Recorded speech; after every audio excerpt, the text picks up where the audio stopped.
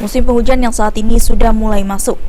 Dihimbau oleh PJ Gubernur Sumatera Selatan Agus Fatoni kepada seluruh pimpinan daerah di Kabupaten Kota Sumatera Selatan untuk bersiap menghadapi potensi banjir. Agus Fatoni menekankan pentingnya kesiapsiagaan seluruh pihak menghadapi potensi banjir, terutama para kepala daerah di Kabupaten Kota Sumatera Selatan, untuk melakukan perbaikan pada lokasi-lokasi yang rawan terkena dampak banjir atau longsor.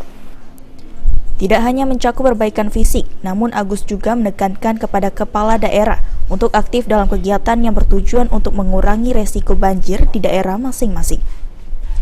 Selain itu juga PJ Gubernur Sumatera Selatan Agus Fatoni mengajak seluruh masyarakat untuk meningkatkan kesadaran akan pentingnya menjaga lingkungan dan saling mendukung dalam menjalankan kegiatan antisipasi banjir.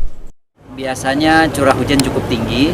Diharapkan kepada masyarakat semuanya harus mengantisipasi ini, menyiapkan lokasi-lokasi yang memang rawan banjir untuk bisa dibenahi, diperbaiki, dan semuanya juga harus siap mengantisipasi dampak dari banjir ini, bencana longsor termasuk di dalamnya, dan juga kegiatan-kegiatan lain yang bisa mendukung dalam rangka mencegah, menanggulangi dampak dari banjir. Sementara itu, Kapolda Sumatera Selatan, Irjen Pol Albertus Rahmat Wibowo menghimbau masyarakat yang berada di tepian sungai untuk lebih waspada terhadap potensi banjir dan segera menjauh dari pinggiran sungai saat terjadi penambahan debit air di musim hujan.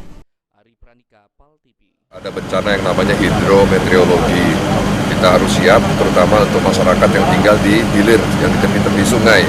Seperti musim hujan yang lalu, itu ada bencana di lahat, merupakan kiriman air dari pagar alam.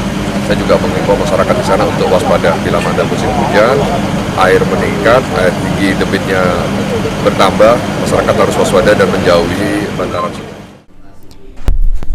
Dari prediksi BMKG, puncak musim penghujan di Sumatera Selatan akan jatuh pada bulan Desember dan Januari mendatang.